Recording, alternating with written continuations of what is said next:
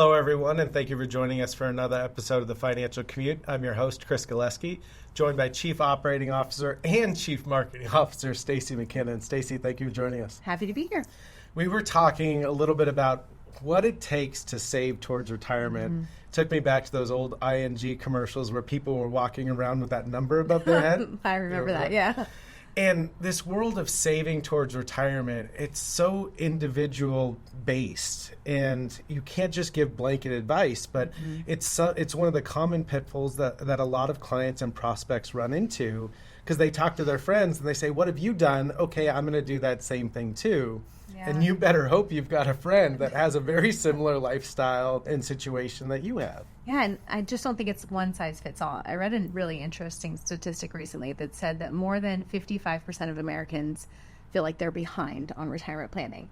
So you have a 1 in 2 chance that your friend has good advice or not good advice, but there's just too many statistics, data points out there that you can fall into, and it's not actually customized to you, personalized to you, or a reflection of your life and values. And so that's one of the pitfalls of following generic advice online.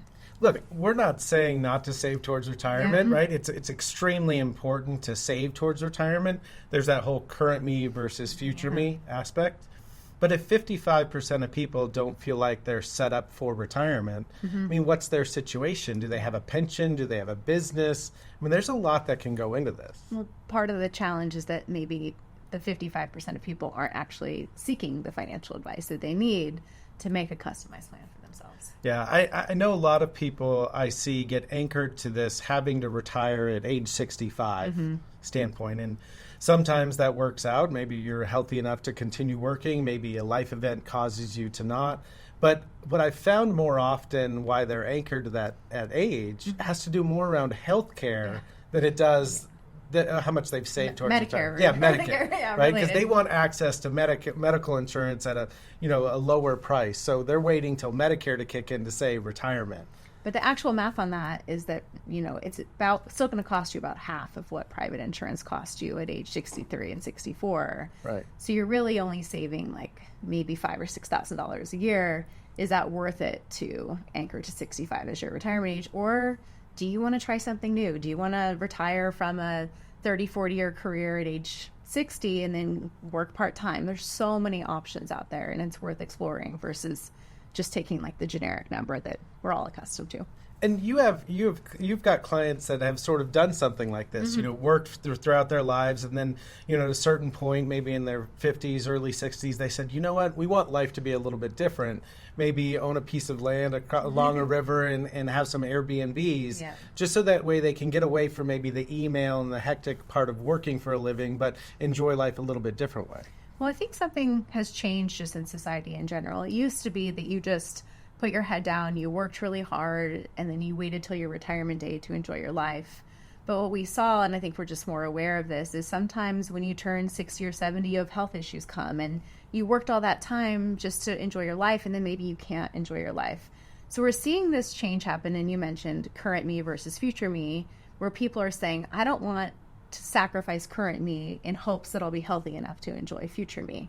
I want actually to have a balance of both, to enjoy my life today and plan for tomorrow. So we're seeing people take more vacations.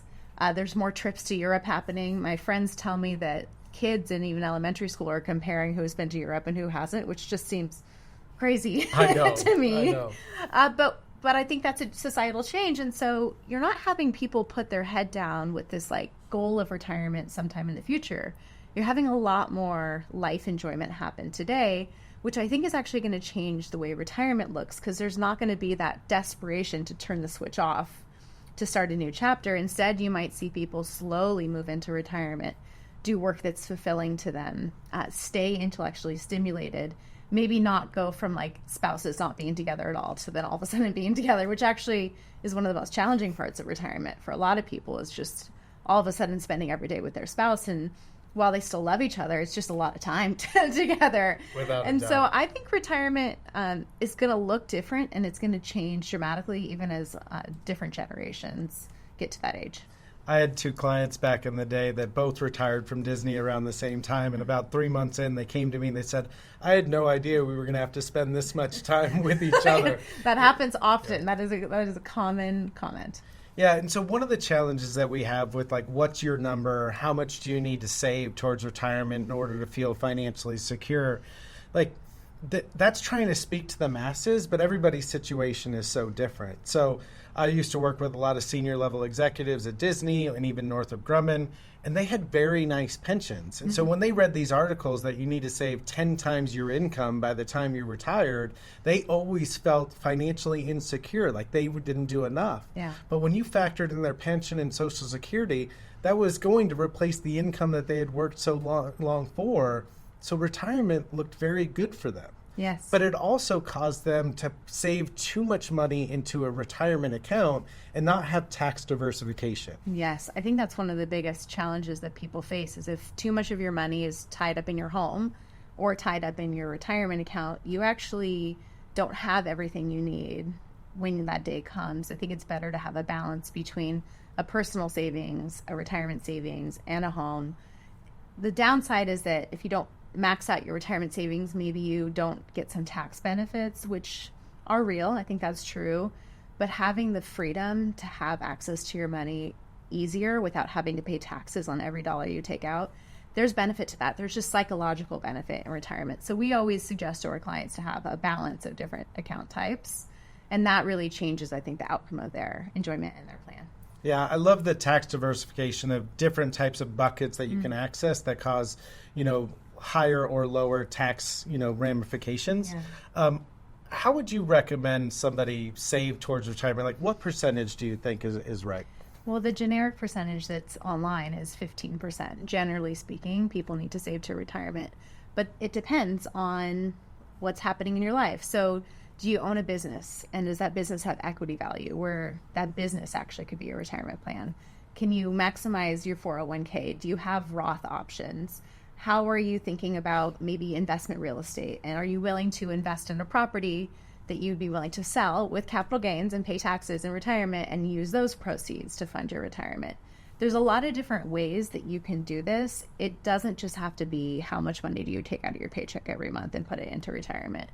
But even just thinking about value system as well. Yeah. People always talk about retirement planning, but sometimes they leave out maybe inheritance planning. And how either as a person who's planning for retirement, do you want to just fund retirement or do you want to fund retirement plus an inheritance to your kids? In addition, if you're planning for retirement, are you getting an inheritance? And should that be incorporated into your retirement plan? So you have all of these factors, all of these different dynamics happening. I think the right answer is you should talk to a financial advisor that helps you put it all together. Right. Because just doing the generic 15%, it might actually restrict you from investing into that current me we talked about earlier. Yeah, and that component too. I mean, mindset has a lot to do with this. So I filmed an episode with Priscilla recently where we talked about the mindset around money. Do you have an abundance mindset towards money or a scarcity mindset towards money? There's some people that are stuck on that scarcity mindset. Yeah. And they sacrifice the life experiences today just so that way their kids and family members can inherit something down the road. Yeah. And that can cause some frustration as well. I've seen in certain instances where kids are kind of upset or disappointed that their parents didn't enjoy life a little bit more. I think it's actually part of this trend that's changing where even adult children don't want to see their parents sacrifice and not go and enjoy their life. They want to see their parents take those trips that they didn't think that they were going to take, or enjoy time spent with them and have big family vacations. That's becoming, I think, much more common for different generations. And I think it's important that we experience life together. There's a saying we talk about here, which is, do you want to make deposits in your memory bank or your bank account? And I think it's becoming much more common for even adult children to say, I don't need a huge inheritance. I'd rather make deposits into that memory bank. Yeah, and I think that's where you brought up, working with a good financial advisor. A good financial advisor is going to help you have conversations around what you want this money to do for you today and for your family or friends or charities in the future. So that way you can be a little bit more open about it. I mean, talking about money in many families is very taboo. Yeah. We don't talk about it. And I'm not saying that people should ignore working and saving and just plan on getting an inheritance, but ignoring a potential inheritance is a big pitfall between being able to enjoy life today and being able to use those dollars for more of those memory bank experiences. Yeah, I've even had clients who they talk to their adult children about inheritance and basically say, this is what we think you potentially were going to get, and so we want you to take that in consideration as you're planning for your life. I mean, there's many clients of ours who want to see their adult children like take those family trips.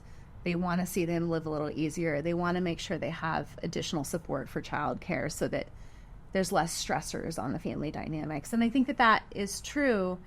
Sometimes clients are scared to tell their children about an inheritance because they don't want them to stop working or become lazy or become overly dependent upon that. So I think that's a consideration every family needs to make, is like, who are your adult children? Can they handle it? Can they not? What's going to be the result of these types of conversations? But in general, I believe in more transparency versus less, unless you have like a really bad circumstance. So your kids are going through like drugs or something else. Yeah, and having those conversations around the values. I remember a client said to me once, money doesn't solve all problems, but it does help ease the struggle. Yeah. And we're in a situation today because we lived within our means to get there. And I think what's also difficult around this topic around inheritance and potentially future generations getting money is access to information is so much easier, just so more accessible. Yeah. For example, you could Zillow your home and find out what it's worth. And so a child might see that their family lives in a very nice home that's worth a lot of money. That doesn't mean that parent can just write a check and help them ease their life today. I think that's a big challenge that a lot of families face. And part of it, there's good and bad to it. I think there's that concept of the American dream, having a home, paying off your mortgage is like a very, very big goal to a lot of people. And I think when it happens, there's this deep breath and this sense of relief. I would think that should be separated from what's your retirement plan, though, because a home is not a retirement plan, because you need somewhere to live still in retirement. It's also not an investment. A lot of people look at their home as an investment, and it's really only an investment if you plan on downsizing to a smaller or more or cheaper home. Yeah, and I think that people have to take that into consideration. And even thinking about how your home, it will be there's ways to do it, but it'd be very difficult to get money out of your home for like healthcare expenses. And I read an interesting statistic that said the average cost of healthcare is $150,000 throughout retirement. So just thinking about healthcare alone is a big expense. You want to have liquidity. You want to have money that you can access to pay for those types of things. So if you're saving towards retirement and you're just a normal W-2 employee at a business or a company, and you're working for that company, saving towards retirement, and you don't plan on receiving an inheritance or running a business to sell, that's what most of these articles are designed for. They are designed for that. And I think one other aspect of that you should take into consideration is a lot of the articles or the things you'll read online talk about income replacement. I think it's better to plan on what's your lifestyle in retirement. Because just as an example, during my working years, I need more income because I DoorDash. Because I'm so busy that I need access to food in a different way.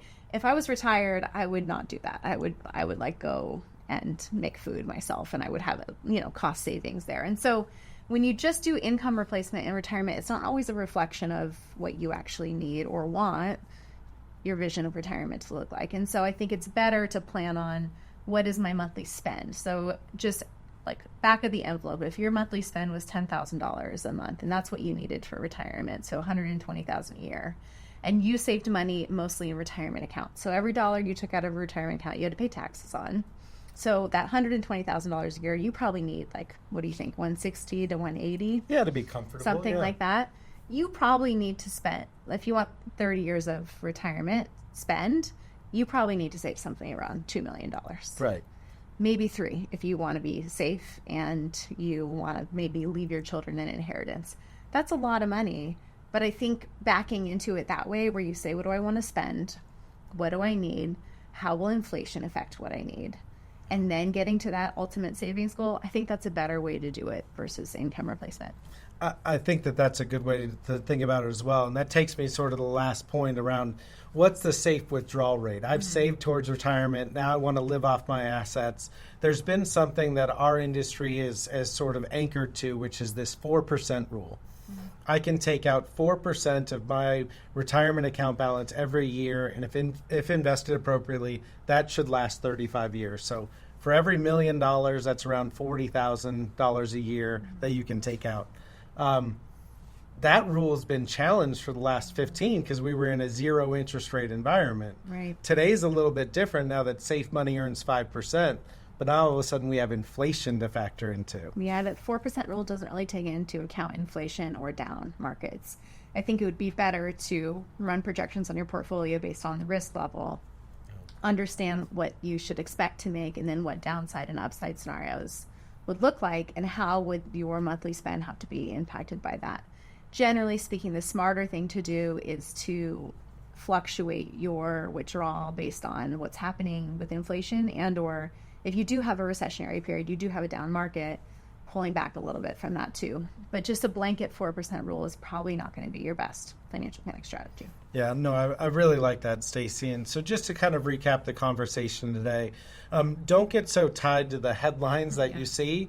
Understand the situation that you're in, and really try to work with somebody that's going to help build out that plan, because you may realize that taking that extra vacation today to build those experiences with your family might cause you to work an extra 1 or 2 years in retirement, or maybe retirement's different for you. Maybe at 55 you step away from a big job and you go take on something more that you're passionate about, whether it's painting or art or having Airbnbs or a different type of business. Don't get so anchored to what the masses are doing. Really think about it from an individual perspective. Create a customized plan for yourself. It's worth it. You'll make different decisions if you have that knowledge.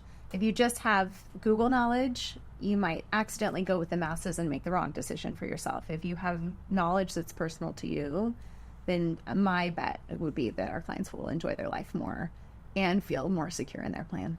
Stacey, thank you so much.